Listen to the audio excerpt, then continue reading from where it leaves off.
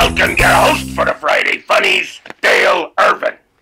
Hey, thank you very much. Thank you, Eddie, my announcer, Eddie, perhaps the best ventriloquist in the business right now. You'll notice you never, ever see his lips move. So happy Friday to you and welcome to 5 Minutes of Funny.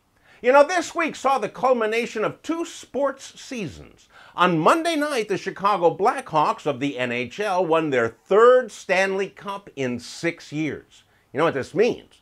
This meant that I had to get up extra early on Tuesday to stand in line for t-shirts and hats. Then on Wednesday, the Golden State Warriors won the NBA title, beating LeBron James. And James, who claims to be the best player in the world, after the game said, "This game should be played one-on-one, then I'd show you something." End quote.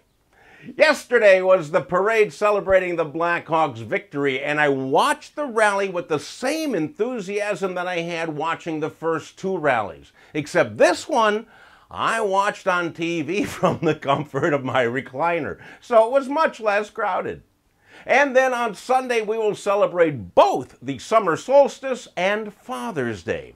Now, the solstice is the longest day of the year and ushers in the official beginning of summer. This means that starting Sunday, you can fashionably wear your white belt and white shoes out in public. And they're perfect gifts for Dad. Add a pair of polyester pants and he'll be styling. Well, there wasn't much styling in this week's news, but there was the usual gang of goofballs doing what they do best.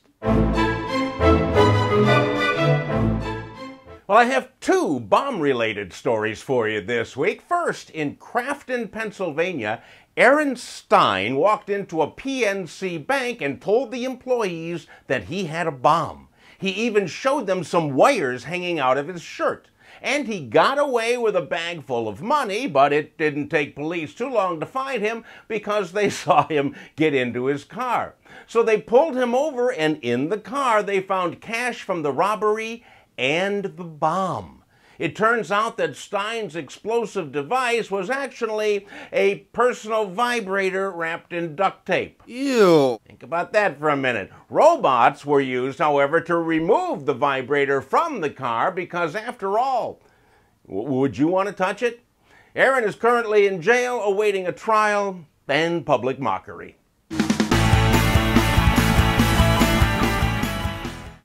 In Florida, hey, there's a surprise, huh? Tyler Butler was in dire straits. His home was in foreclosure, and he wanted to desperately stop the bank from selling it. And then he decided that rather than let the bank have his house, he would blow it up using his homemade bomb. Now, I don't know where Tyler developed his explosives knowledge, but I'll bet it came from watching cartoons.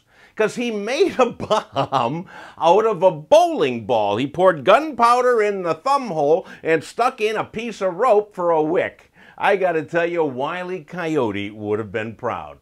Needless to say, the bomb didn't go off, and Tyler said, "I knew I shouldn't have ordered that bomb from Acme." Are you familiar with the QR code? It's that little square code that you see on numerous products and advertisements. And if you scan that code with your smartphone, then it takes you to a sponsored website.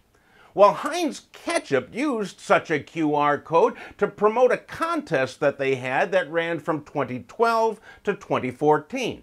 So when Daniel Carell saw it on a bottle of ketchup, he scanned it thinking he was going to enter the contest. But instead, he got quite the surprise.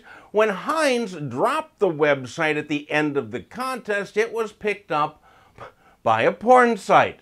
So what Daniel thought was a contest turned out to be more of a contact sport.